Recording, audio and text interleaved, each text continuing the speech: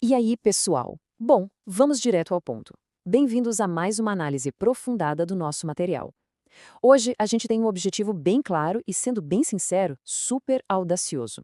Nós vamos simplesmente desconstruir o maior mito filosófico perpetuado pela cosmologia moderna. Quem acompanha as notícias de ciência sabe muito bem do que a gente está falando. Exatamente. A ideia aqui é examinar as alegações da física moderna usando o rigor do que a gente chama de sistema de axiomas pré-físicos. É um material absolutamente fascinante, sabe por quê? Porque ele expõe um erro fundamental. Olha, a física é espetacular para descrever como o universo funciona, claro. Mas quando ela tenta ultrapassar o seu limite ontológico, bom, aí as coisas ficam bem complicadas. Vamos começar a desenrolar essa confusão. Sabe aquela grande pergunta da divulgação científica atual? Aquela famosa como tudo veio do nada? A gente vê isso o tempo todo, né? Em documentários, em livros best-sellers, palestras. É uma narrativa super sedutora, não dá pra negar. Mas que sob uma lente realmente rigorosa, simplesmente não se sustenta. É para dizer o mínimo de uma arrogância intelectual tremenda. Muitos físicos renomados vivem afirmando que as equações deles podem explicar a origem absoluta de toda a realidade. Eles basicamente dizem que o universo pode surgir espontaneamente ali do nada, só que o problema analítico, o grande furo aqui, é que eles estão usando a palavra nada de um jeito completamente equivocado. Eles tentam usar a física, que estuda o que já existe, para explicar um salto impossível do zero absoluto para a existência. E convenhamos, é logicamente impossível que uma equação explique a sua própria fundação, né? Bom, vamos avançar para ver como isso se constrói, porque é aqui que está o coração do problema. A gente está chegando agora no desmascaramento do que o nosso material de origem chama de o estelionato do nada. Um termo forte, né? Demais. E o que é realmente interessante aqui é a distinção técnica. Pensa no lado esquerdo dessa comparação, o sinal de ausência absoluta de ser, o absoluto nada. Aquele não lugar onde não existem regras, não existe potencial, não existe absolutamente nada. Agora, olha para o lado direito, a imanifestação total dentro da realidade máxima. O grande erro categorial da cosmologia física moderna é justamente confundir esses dois. Eles pegam um estado que é apenas imanifestado, ali do lado direito, e vendem isso para o público como se fosse a ausência absoluta do lado esquerdo. É literalmente um truque de mágica conceitual. E olha, para provar que isso é um truque, é só observar do que é feito o tal do vácuo quântico. Quando a galera da física fala sobre o universo surgindo da espuma quântica, eles adoram usar a palavra nada ou quase nada. Mas dá uma olhada na estrutura real desse estado. Exato! O ponto crucial aqui é que esse vácuo quântico está longe, muito longe de ser vazio. Na verdade, ele é um estado altamente estruturado, ele está lotado de coisas. Leis físicas pré-existentes, simetrias, campos flutuantes, formalismos matemáticos inteiros. Então dizer que um universo que surge de um campo quântico todo governado por leis surgiu do nada absoluto? Gente, isso é um absurdo filosófico. Eles estão apenas descrevendo transformações internas dentro de um sistema que já está lá, já existe. Nunca, em momento algum, é a passagem genuína do não ser para o ser. E isso leva a gente para uma analogia brilhante que ilustra tudo isso de um jeito muito simples. A premissa resume bem a situação. A física dita as regras, mas a ontologia explica a madeira. É a famosa analogia do xadrez, e ela é fatal para as pretensões da cosmologia moderna. Pensa assim, a física é como o manual de regras do xadrez. Ela te diz exatamente como o cavalo se move, como a torre captura as outras peças, como o jogo inteiro se desenrola. E ela é fantástica nisso. Mas tentar usar a física para explicar a origem da realidade é tipo tentar usar as regras do movimento do bispo para explicar de onde veio a madeira das peças ou quem esculpiu o tabuleiro, sabe? As regras do jogo não criam a madeira.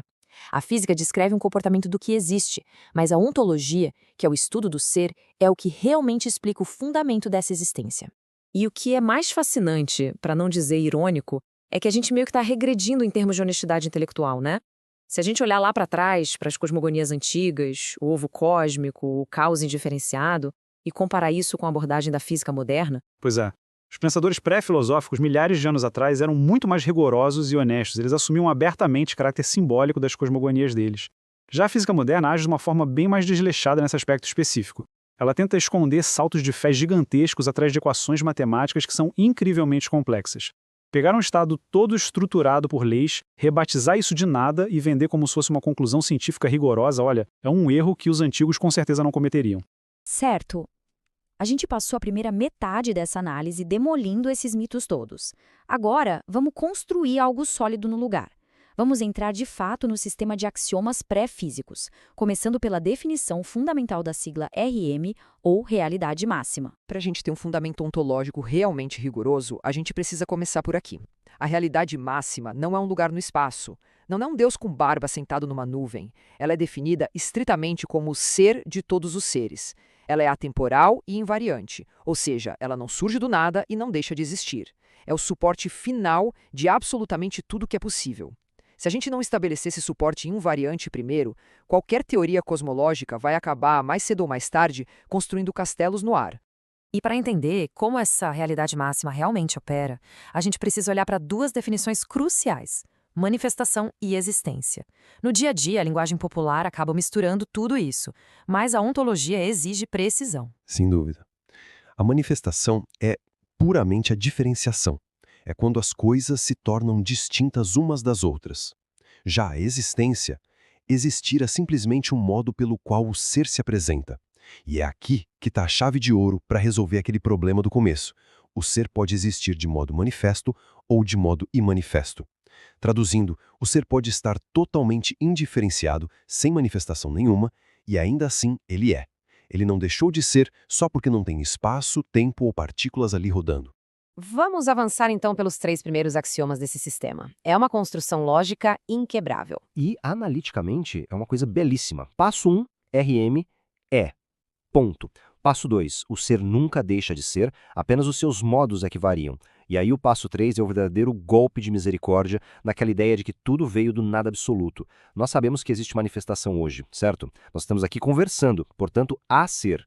Logo, a ausência absoluta nunca foi, não é e não pode ser um estado da realidade máxima. A moral da história é que o nada absoluto é uma impossibilidade lógica. Apresentador 1 e os axiomas finais vêm para amarrar toda essa estrutura. Pensa comigo, se a gente remover toda a diferenciação do universo, se tirar as estrelas, as partículas, o próprio tempo, o ser simplesmente volta para o seu estado imanifesto. Ele não desaparece. Correto. E o próximo passo lógico estabelece que a realidade máxima é o único ser. O que isso significa na prática? Significa que toda a multiplicidade que a gente vê no universo, as galáxias imensas, a própria biologia, as forças fundamentais da natureza, nada disso são novos seres sendo criados a partir do nada. Toda a lei e toda a multiplicidade são apenas expressões, ou se preferir, modulações, daquele único ser singular e invariante que passou por uma diferenciação. O que obriga a gente a reavaliar completamente o evento mais famoso de toda a ciência, o Big Bang. E olha, isso traz uma perspectiva nova e brilhante. O Big Bang não é de forma alguma o começo de tudo. Mas nem de longe. Usando uma analogia bem moderna, o Big Bang foi apenas a sequência de boot do sistema. Foi literalmente aquele momento em que os LEDs do painel acenderam. Ele não foi o início do ser ou da realidade máxima. Foi apenas a primeira diferenciação. O hardware já estava lá. O suporte ontológico invariante já existia. O Big Bang foi simplesmente o gatilho que iniciou o modo de existência manifesto. Apresentador 1 ia só observar essa hierarquia aqui. Tudo isso que a gente considera como a base da nossa realidade, o espaço-tempo, as próprias leis da física, a multiplicidade das coisas e as leis naturais, tudo isso só aparece depois daquela primeira diferenciação. Apresentador 2. E é exatamente por isso que dizemos que a física é uma ciência de interface de enésimo nível. Olha, ela é uma ciência maravilhosa, incrível mesmo. Mas ela só liga, ela só começa a operar depois que o sistema operacional ontológico já fez o boot. A física não tem jurisdição nenhuma antes desse ponto. Ela estuda os fenômenos que já estão manifestos. Então, tentar usar a física para estudar o estado pré-manifestação é como usar a ferramenta completamente errada para um trabalho. Apresentador 1, e com isso a gente chega numa conclusão super contundente. A física simplesmente não possui autoridade ontológica sobre os fundamentos da própria realidade que ela mesma estuda. Exato. Sem uma reinvenção radical baseada numa ontologia rigorosa, como essa que a gente acabou de ver nesses axiomas, a cosmologia moderna vai continuar girando em falso. Eles vão continuar formulando modelos matemáticos cada vez mais complexos, cada vez mais sofisticados, claro, mas vão estar sempre construindo esses castelos em cima de areias e espumas quânticas. E pior, acreditando cegamente que estão tocando a origem do ser, quando, na verdade, estão apenas arranjando as peças lá no tabuleiro. Acaba sendo uma disciplina infantil e cega quando tenta explicar a sua própria fundação. Aí essa questão final resume perfeitamente aquela barreira que a ciência pura não consegue cruzar sozinha.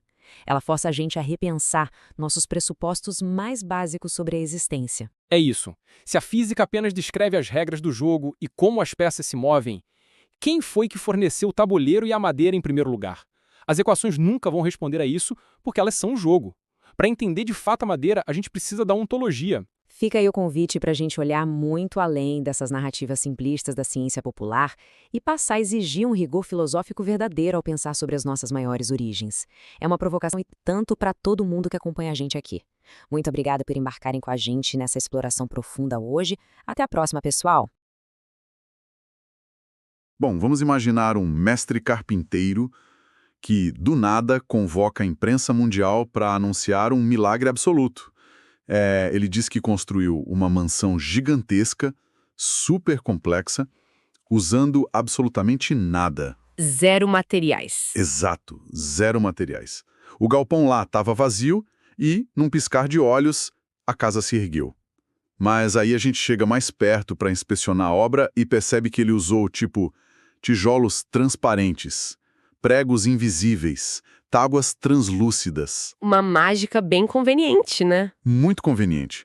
E é exatamente esse o truque, ou como as fontes do nosso mergulho profundo de hoje chamam, o estelionato do nada, que algumas das mentes mais brilhantes da ciência moderna têm vendido por aí. Com certeza. A gente lê aquelas manchetes bombásticas dizendo que o universo surgiu absolutamente do nada. Pois é, e a nossa missão nessa análise de hoje é justamente analisar um conjunto de textos que traz uma crítica definitiva, implacável mesmo, a essa cosmologia física moderna. Isso. O objetivo é traçar uma fronteira bem clara, inultrapassável, na verdade, entre a ontologia, que é o estudo do ser, e a física, que é o estudo da manifestação. Então, vamos desempacotar isso, porque, olha, eu preciso confessar uma coisa. A gente está falando de gigantes da ciência, pessoas que ganharam o Nobel, mentes brilhantes como Stephen Hawking. Como é possível que gênios desse calibre cometam um erro conceitual e semântico tão, básico ao falar sobre esse tal de nada? Olha, o que torna isso tudo tão intrigante é que o erro não é uma falha de digitação no artigo, é um colapso categorial. A física moderna, nesse ponto, dá um passo muito maior que a perna. Um salto no escuro, quase. Exatamente. E para entender a raiz dessa confusão, a gente precisa visualizar um quadro negro. Nossas fontes usam uma anotação lógica rigorosa para separar dois conceitos que a ciência popular mistura o tempo todo. Tá, vamos lá para o quadro negro, então. Imagina o primeiro conceito escrito lá. A gente coloca um ponto de exclamação, seguido de uma letra E maiúsculo e invertida, e a letra minúscula A. Exclamação E invertido A. Isso.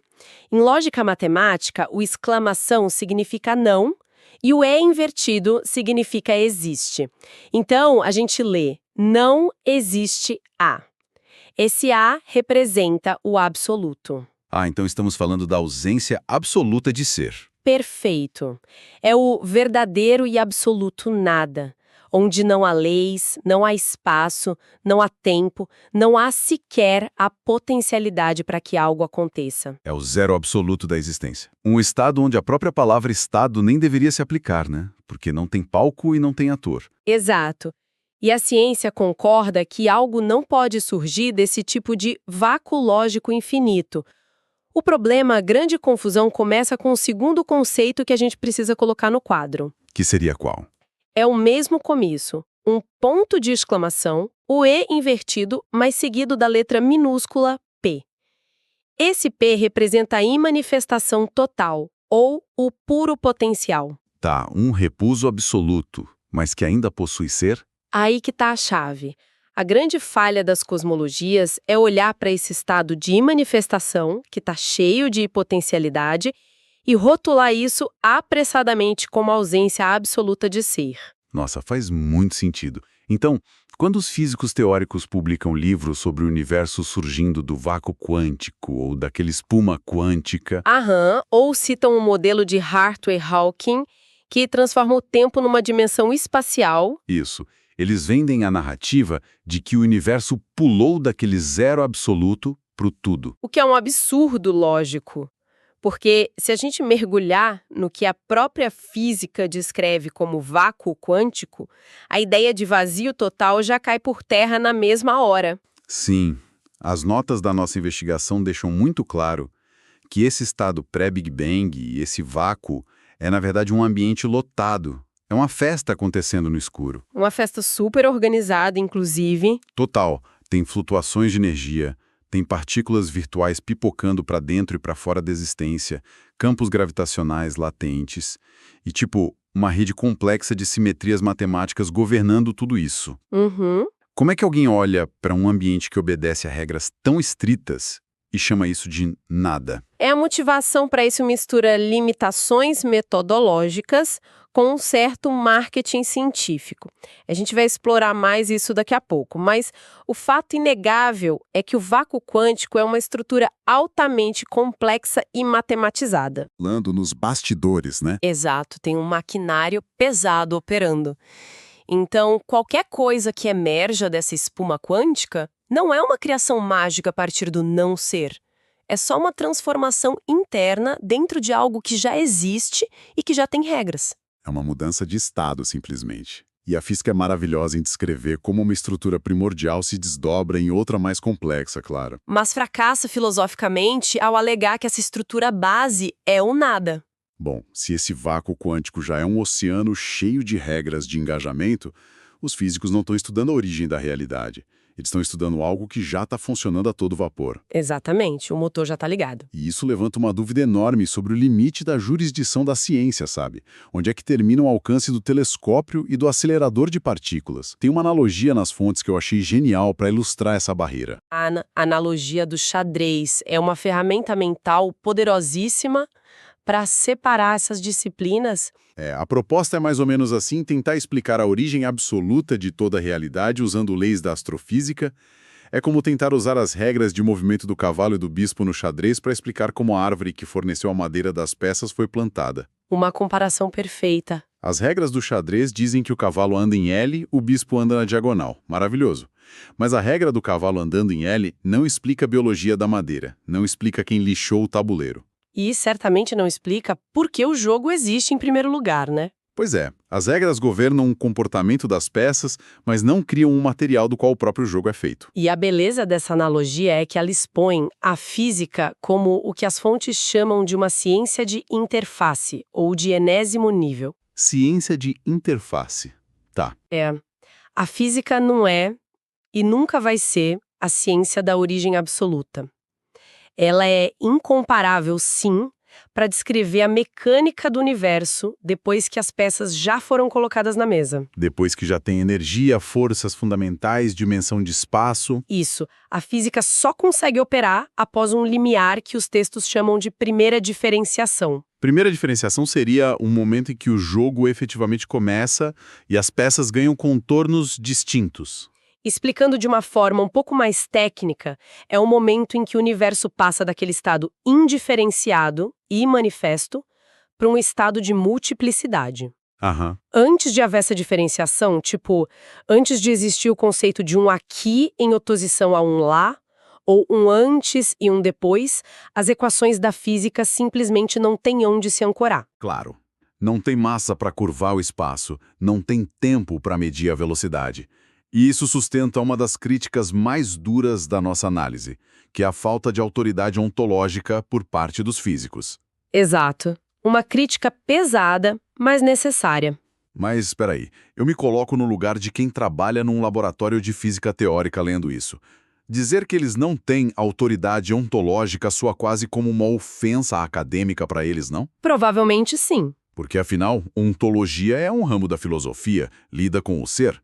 Tentar resolver a origem do cosmos com filosofia não seria dar um passo para trás em direção a uma era pré-científica, trocar dados empíricos por teorias abstratas? Olha, a provocação é super válida, mas é justamente o inverso. A ontologia não substitui a física empírica. Ela constrói o chão de concreto sobre o qual o laboratório do físico vai se apoiar. O chão do laboratório. Gostei. É que se a física só tem validade dentro do mundo manifesto e diferenciado, falta ela a base conceitual para dar o veredito final sobre o que sustenta a existência no nível mais profundo. É o árbitro de xadrez tentando escrever um tratado sobre silvicultura, usando só o manual de regras do campeonato. Perfeito. Sem a ontologia, a física tenta puxar a si mesma para cima pelos próprios cadarços. E para resolver esse looping ilógico, as fontes apresentam um sistema de axiomas pré-físicos. É aqui que a gente precisa ir com calma, para quem está ouvindo a gente acompanhar direitinho. Porque essa parte constrói a fundação de toda alternativa lógica ao estelionato do nada. Como que funciona esse sistema de axiomas na prática? A espinha dorsal desse sistema é um conceito chamado realidade máxima, ou simplesmente RM. A definição que as fontes trazem é bem elegante. A realidade máxima é o ser de todos os seres. O ser de todos os seres. Exato. O aspecto fundamental do ser é que ele é atemporal e invariante. A RM simplesmente é. Não importa o que aconteça no palco cósmico, o ser não sofre mutação na sua essência. Mas espera aí. A base da realidade é estática. Porque o universo está em constante expansão, a gente vê galáxias colidindo, estrelas morrendo o tempo todo. Sim, a gente observa muita mudança. Então, como o ser pode ser invariante se tudo o que a gente observa é mudança o tempo todo? Aí que tá. O que muda não é o ser, são os modos de existência.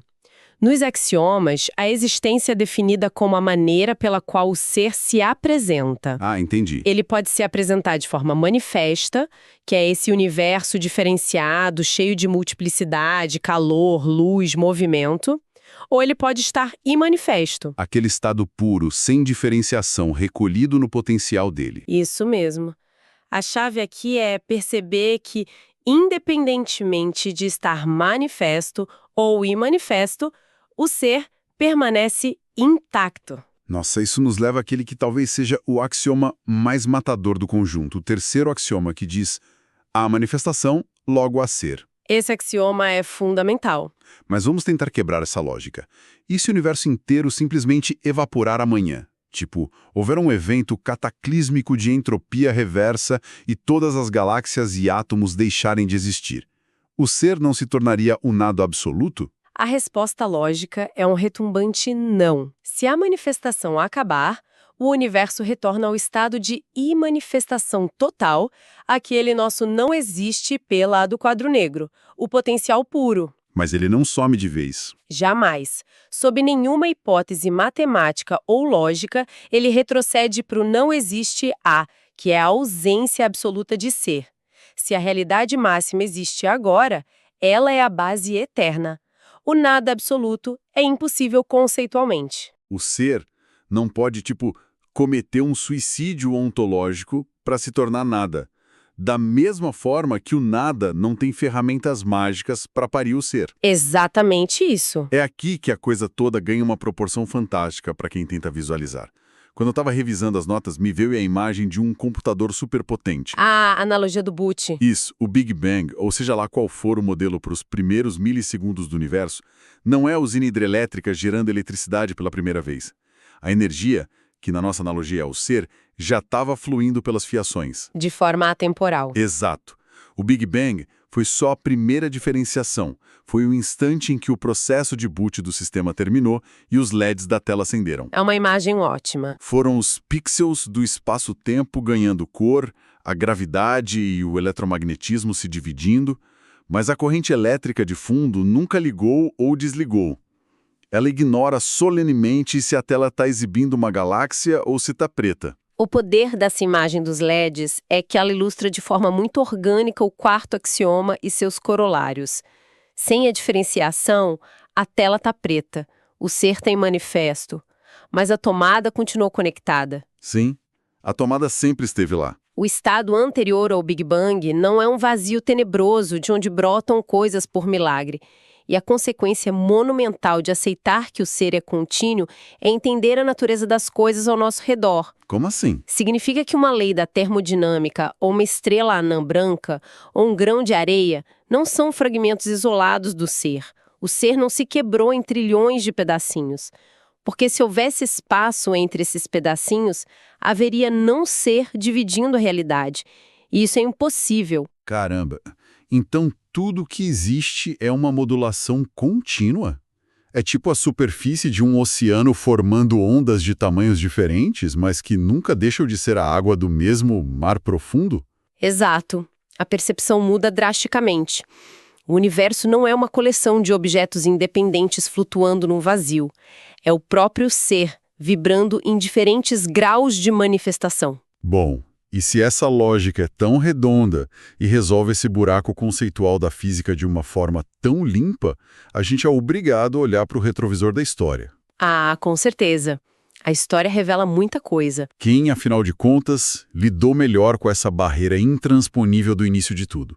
Foram os laboratórios hipermodernos, cheios de supercomputadores na Suíça, ou foram os povos antigos que olhavam para o céu na beira do Nilo ou nas planícies da Grécia? As notas do nosso material fazem uma comparação duríssima envolvendo as cosmogonias da pré-filosofia. Pois é.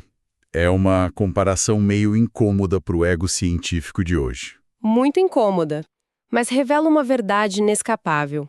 Quando a gente lê num livro de história sobre o ovo cósmico que se parte, ou o oceano primordial de Nun lá na mitologia egípcia, ou o caos indiferenciado dos gregos, a reação automática da academia é sorrir com uma condescendência moderna.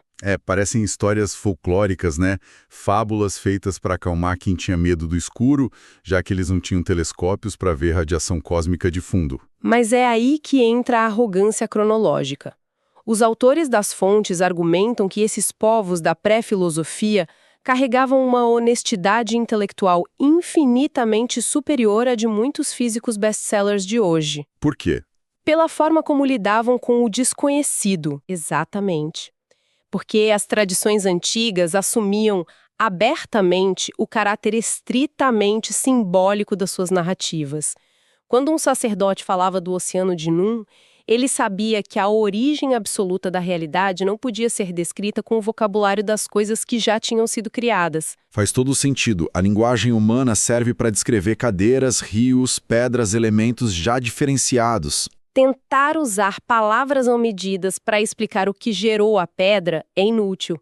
Então eles usavam o mito como uma ponte simbólica para o indizível. O mito funcionava como uma placa de trânsito apontando para um mistério que eles respeitavam de verdade. E enquanto isso, o que a ciência hipermoderna faz? Ela age como se estivesse passando o carro na frente dos bois de forma desleixada. Pega um estado denso, cheio de potencial matemático e simplesmente prega uma etiqueta com a palavra nada em cima. Mas por que a física se rende a esse vício? É só para facilitar para o público leigo ou tem algo a mais? Olha, o marketing científico desempenha um papel esmagador aí. Vender o conceito de um universo que brota majestosamente do nada gera manchetes espetaculares, atrai financiamento para pesquisas e mantém o público fascinado. É um show de ilusionismo midiático e bem lucrativo. O perigo real, no entanto, é o que essa atitude esconde debaixo do tapete. A cosmologia física moderna esconde saltos de fé gigantescos atrás de uma cortina de fumaça imensa de equações e tensores complexos. E como quase ninguém no planeta sabe ler essa matemática, a gente confia cegamente no resultado mastigado que eles entregam. Sim, a complexidade vira um escudo contra a crítica filosófica. Cria-se a ilusão de que o mistério ontológico final, o porquê de existir algo em vez de nada, foi decifrado pelo cálculo matemático. Sendo que não foi. Não mesmo. A física vem de pressuposições puramente filosóficas sobre a base da realidade, como se fossem conclusões testadas em laboratório. O mito antigo dizia honestamente, aqui tem um mistério insondável. O cientista moderno aponta para a lousa e diz, eis aqui o nada absoluto que criou tudo. É quase uma trapaça linguística. É fingir que o bispo e o cavalo do xadrez não só jogam perfeitamente, mas que eles de alguma forma cuspiram a madeira, esculpiram a si mesmos e pintaram o tabuleiro. Só porque a gente sabe calcular a trajetória deles. Mas, quando a gente organiza as conclusões que os axiomas pré-físicos mostraram, o roteiro para reajustar nossa visão de mundo fica muito nítido. O sistema ontológico que dissecamos hoje não quer ser um manual de instruções mágico para competir com a ciência. Ele não vai explicar a expansão do universo ou a massa do bóson de Higgs. Esse é o território sagrado da física teórica. O que é um alívio para todo mundo, né? Ninguém precisa sair por aí querendo fechar o observatório astronômico ou cancelar os projetos de aceleradores de partículas. A física tem o lugar de honra dela garantido no tabuleiro. Inegavelmente. O que a ciência revela sobre a curvatura do espaço-tempo e a dança da matéria é um trunfo do intelecto humano. O propósito fundamental da ontologia é proteger a física de si mesma, dando aquele chão de concreto firme, conceitualmente infantil, quando tenta violar suas próprias fronteiras, sabe? Quando tenta explicar sua fundamentação com as suas regras internas. Sem a ontologia, esses castelos teóricos continuarão sendo construídos sobre a espuma quântica chamada erroneamente de nada. E sem alicerce de verdade, eventualmente tudo desmorona diante da lógica. A realidade máxima não surge nem cessa. O ser invariável permanece, enquanto o espaço, o tempo, as leis da física e essa vasta multiplicidade de planetas ao nosso redor são todos, atores secundários. Manifestações desse suporte inabalável. E reconhecer esse limite da física não diminui o brilho da ciência em absolutamente nada. Pelo contrário, devolve a ela o seu papel de investigar a madeira, parando de exigir absurdos do movimento das peças de xadrez. Com toda certeza. Bom, nós chegamos ao fim da exploração dos axiomas mapeados para hoje. Mas, como o propósito de qualquer investigação real, nunca encerrar um assunto, e sim expandir os horizontes de quem acompanha a nossa análise, fica uma provocação para que essa ideia continue reverberando. Fundamental deixar algo para refletir. Para quem ouve a gente agora, olhar para o céu noturno ganha um peso novo. Porque se cada lei invisível que orbita os planetas e cada elemento dessa multiplicidade deslumbrante não são partes fracionadas de um universo nascido de um vazio assustador, mas sim modulações vivas de uma mesma manifestação contínua, o que acontece com a nossa compreensão da própria existência? É uma mudança de paradigma. Totalmente. O que acontece quando paramos de tentar encontrar a esquiva causa primeira em colisões violentas de partículas subatômicas e começamos a procurá-la na monumental e silenciosa natureza do fato de que, simplesmente, algo existe. Sabe, tem uma coisa muito curiosa sobre truques de mágica. Quando a gente presta atenção no mágico que é muito bom, né? Ele mostra aquela cartola perfeitamente vazia para a plateia. Dá uma batidinha com a varinha e, do nada, ele puxa um coelho de lá de dentro. E todo mundo aplaude e fica maravilhado. Exato. A gente aceita a ilusão numa boa.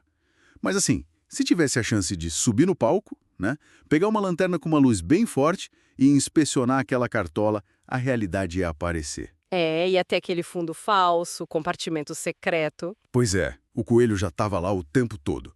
Só estava escondido da nossa percepção. E bom, é exatamente isso que traz a gente para o mergulho analítico de hoje. E que mergulho, viu? Nossa, sim. Nós reunimos uma pilha bem fascinante de fontes hoje. Tem ensaios filosóficos recentes, umas críticas ontológicas pesadas e análise de cosmologia física. Tudo isso para explorar um dos maiores mistérios de todos os tempos, que é de onde que veio tudo. A pergunta de $1 milhão, né? Literalmente. E a missão da nossa análise hoje é desvendar um argumento bem provocativo que essas fontes trazem. Elas sugerem que a física moderna, mesmo com todo o sucesso dela, que é inquestionável, Com certeza. ela pode estar fazendo as perguntas completamente erradas sobre o que é o nada absoluto. E pior, que os modelos mais famosos da ciência atual estão, na verdade, fazendo um gigantesco truque de mágica conceitual com esse tal de nada. Olha, essa imagem do palco que você trouxe ilumina perfeitamente o problema central. Porque, assim, a física moderna é uma das maiores conquistas do intelecto humano, sem sombra de dúvida. Só que o detalhe crucial que o texto aponta é jurisdicional, sabe? Como assim jurisdicional? É que a física é espetacular em descrever como as coisas funcionam depois que alguma coisa já existe. Ah, entendi. Depois que a gente já tem partículas, campos de força, o próprio espaço e o tempo ali. E, claro, as leis matemáticas governando tudo isso. Nesse cenário manifesto, a física reina absoluta. Faz sentido. O problema começa quando ela tenta dar um passo atrás. Exatamente. A complicação que as nossas fontes apontam surge no momento exato em que essa ciência tenta cruzar a fronteira para explicar a origem absoluta.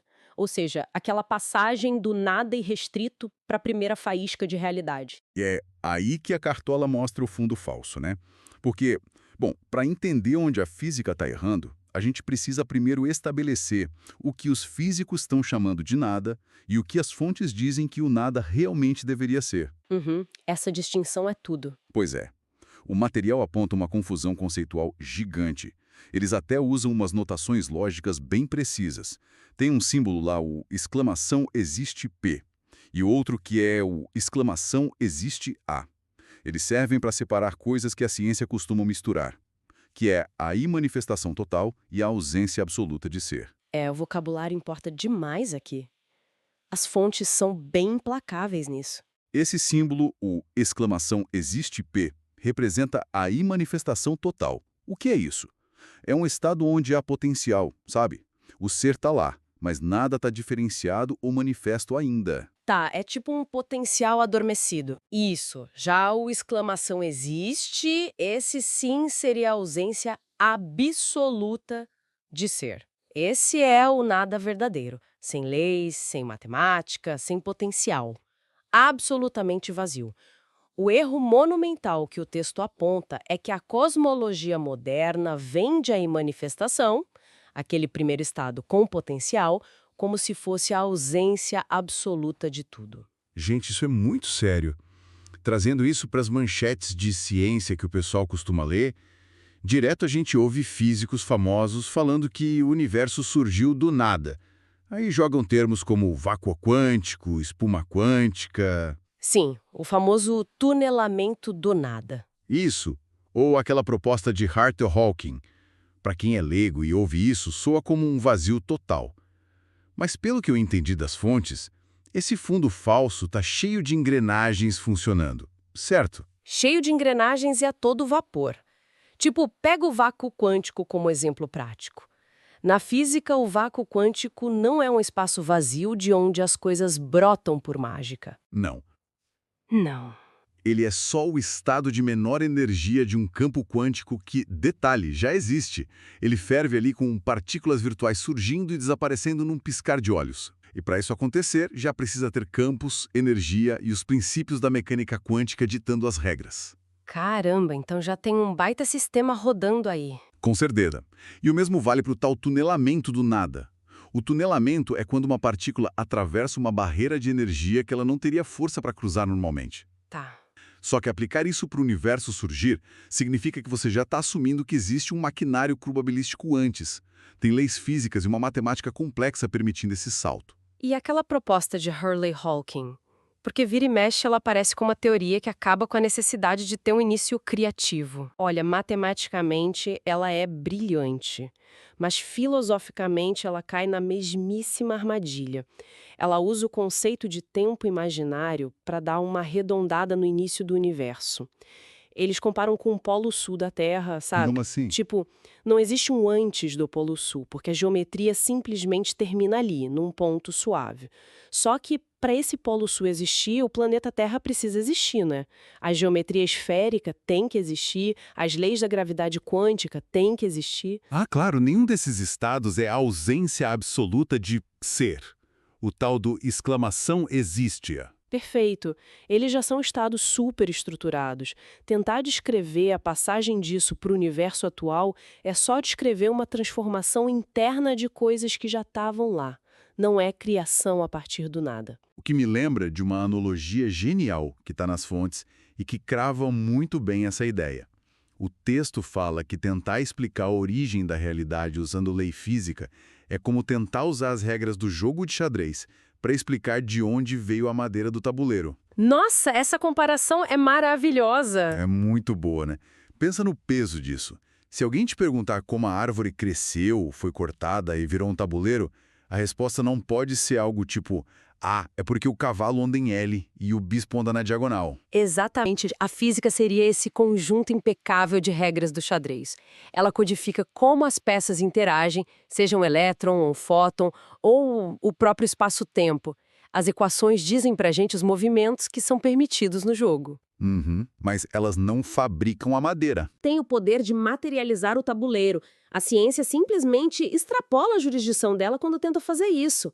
Ela pega um estado hipercomplexo lá de trás, antes do Big Bang, chama de nada e fala que resolveu um mistério. Sendo que ela só descreveu uma jogada anterior no mesmo tabuleiro. Exato.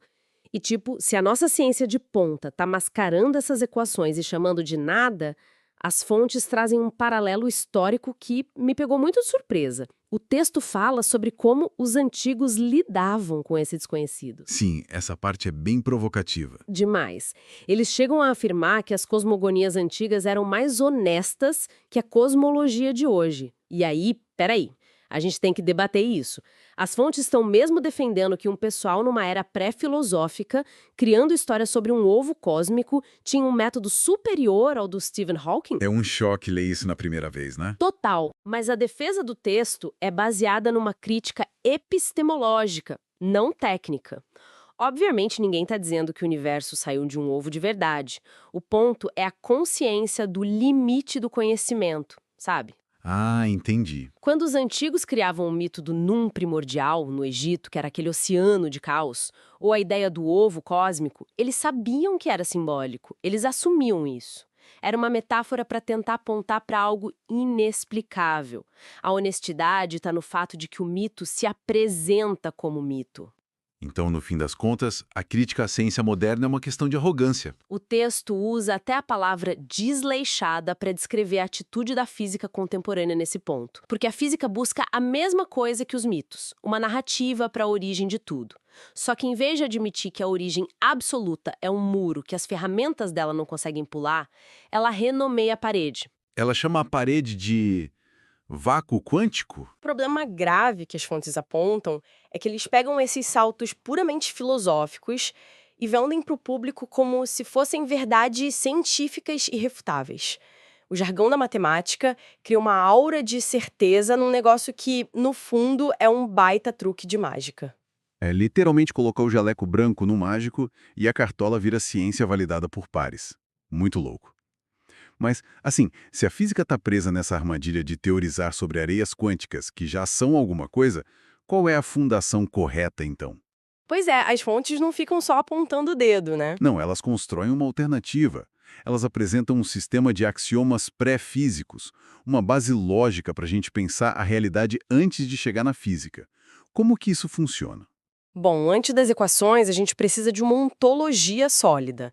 O texto começa com um conceito central que eles chamam de RM, a realidade máxima. Certo. E eles definem a RM como o ser de todos os seres. Não é um deus humanoide ou um campo de força. É o fundamento irredutível de tudo. E tem duas características muito estritas. A RM é atemporal e invariante. Ou seja, não muda e não está presa no tempo. Exato. A essência dela não sofre quebra nenhuma. E aí a gente entra numa distinção de palavras que pede bastante atenção de quem está ouvindo, porque muda o jeito que a gente fala no dia a dia. Esse sistema de axiomas separa o conceito de ser do conceito de existir. No cotidiano é a mesma coisa, né? Se uma mesa ela existe. Mas nas fontes tem um abismo aí. Dominar essa diferença é a chave para entender tudo. Para eles, o ser é o que a coisa é na sua essência. O ser é invariante. Já o existir é só o modo como esse ser se apresenta. E a existência só pode ser duas coisas, manifesta ou imanifesta. E manifestar significa o quê na prática? Diferenciar-se. A manifestação é puramente o ato de gerar diferença. Vamos tentar colocar uma imagem concreta nisso. Imagina um oceano infinito, tá? Completamente liso, escuro, parado. Não tem uma única onda, não tem correnteza, temperatura igual em todo lugar. É uma água numa unidade total. Perfeito. Pelas fontes, isso seria a imanifestação total. O exclamação existe, ponto. O oceano, ele tem o ser da água, a potência está toda ali, mas não existe na forma manifesta de ondas. Só que, no instante em que rola uma perturbação e a primeira onda levanta, a coisa muda. Aí surgem as diferenças, né? Sim, tem a crista da onda, o vale, tem água rápida, água lenta. A onda não criou uma água nova do nada. Ele é só a manifestação daquela mesma água invariante que já estava lá. Ela só diferenciou. Eu adoro essa analogia do oceano porque ela deixa muito claro que a água, que representa o ser, não mudou a essência dela, só mudou como ela se apresenta. E com isso, o texto articula o terceiro axioma de forma bem lógica. Que é a dedução de que a manifestação existe, certo? Isso, é um fato. A gente está aqui conversando, tem planetas orbitando, átomos batendo uns nos outros. A multiplicidade é um fato observável. E a lógica fecha assim: se tem manifestação, inevitavelmente tem ser. Porque, voltando no oceano, não tem como ter onda sem ter água. A manifestação é só a forma do ser se apresentar. Exatamente. E a consequência disso derruba de vez aquele vazio mágico da cosmologia. Se a gente tem manifestação hoje, isso prova que há ser. Então, a ausência absoluta de ser, o nada verdadeiro, é uma impossibilidade lógica. Não tem como existir o nada. Não por capricho, mas por dedução matemática e lógica. O ser não brota do não ser. O texto crava isso no axioma 5, dizendo que a RM é o único ser. E o que isso significa? Significa que todo o universo, as galáxias, a tabela periódica, não são pedaços do ser que foi fragmentado. A água do oceano não quebrou em pedacinhos para fazer as ondas. Nem um pouco. Toda essa complexidade da física são só modulações da diferenciação. São as alturas das ondas. A realidade máxima continua lá, intacta, servindo de alicerce contínuo para tudo isso. Bom, a gente chega num ponto que precisamos avaliar o impacto real disso tudo, né? A gente construiu toda essa base filosófica, mas por que quem nos ouve deveria investir tempo separando ser de existir? Qual é a utilidade prática disso hoje em dia? Olha, a maior utilidade é servir como uma vacina epistemológica, sabe? Para a gente não cair no deslumbramento científico fácil. Uma vacina contra as manchetes sensacionalistas. Justamente. Se amanhã sai numa revista que cientistas descobriram como a gravidade quântica criou o universo do nada, quem entende esses axiomas vai ler diferente. Vai saber que eles só descobriram detalhes incríveis sobre as primeiras ondas no oceano. Mas não sobre a origem da água. Exato. A ciência explica muito bem a meteorologia do universo, mas ela não tem autoridade nenhuma para ditar a essência da água. Mas as próprias fontes dão um banho de humildade nessa hora. Tem uma ressalva no texto que me chamou muita atenção. Eles reconhecem abertamente que esses axiomas não explicam o como da primeira manifestação. É verdade. Tipo, a gente montou toda essa defesa contra um nada absoluto, mas ninguém ali diz saber como que o primeiro vento bateu no oceano liso para formar a primeira onda. E essa honestidade é o ponto forte deles. Ao assumir esse limite, os autores evitam cair na mesma arrogância que eles criticam nos físicos. O objetivo não é dar uma nova equação para a origem de tudo. Então é mais uma questão de arrumar a casa. Isso, é restaurar a hierarquia do pensamento.